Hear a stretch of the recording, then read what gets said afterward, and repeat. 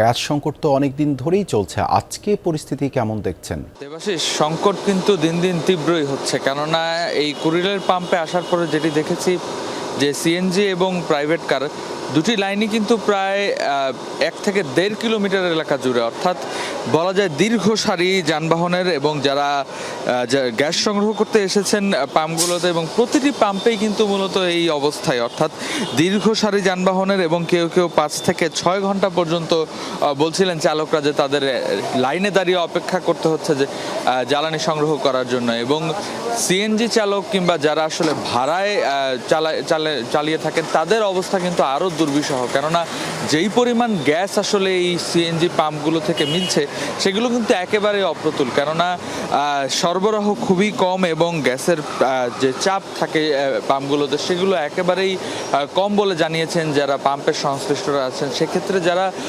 জ্বালানি সংগ্রহ করতে আসছেন তাদের কিন্তু একরকম বিপাকেই পড়তে হচ্ছে। এবং শুধুমাত্র তাই না, বাসাবাড়ির গ্যাসের যে সংকট সেটিও কিন্তু দিন দিন তীব্র হচ্ছে, যার ফলে একটি উভয় সংকটে পড়েছেন এই রাজধানীবাসী বলা যায়। এবং চালকরা যেটি বলছেন যে এই সমস্যা যদি খুব দ্রুতই সমাধান করা না হয় সেক্ষেত্রে কিন্তু যারা ভাড়ায় চালিত যে সকল পরিবহনগুলো রয়েছেন সেই পরিবহনের যাত্রীরা যেমন পড়ছেন পরিবহন সংকটে, তেমন চালকরা যারা ভাড়ায় চালিয়ে থাকেন তাদের কিন্তু দৈনন্দিন যে আয় সেটিও কিন্তু অনেকটা কমে গেছে বলে তারা জানাচ্ছিলেন। এবং তারা বলছিলেন যে এই গ্যাসের সংকটের কারণে কিন্তু বেশ কয়েকটি পাম্প ইতিমধ্যে বন্ধও করে দেওয়া হয়েছে, যার ফলে যেই পাম্পগুলো খোলা রেখেছে, অর্থাৎ যেই পাম্পগুলোতে গ্যাস সরবরাহ কিছুটা স্বাভাবিক রাখার চেষ্টা করা হচ্ছে, সেই পাম্পগুলোতেও কিন্তু জ্বালানি সংগ্রহের জন্য যারা আসেন তাদের দীর্ঘ লাইন, অর্থাৎ দীর্ঘ সারি পেরিয়ে 5-6 ঘন্টা অপেক্ষা করার পর তারপরে তারা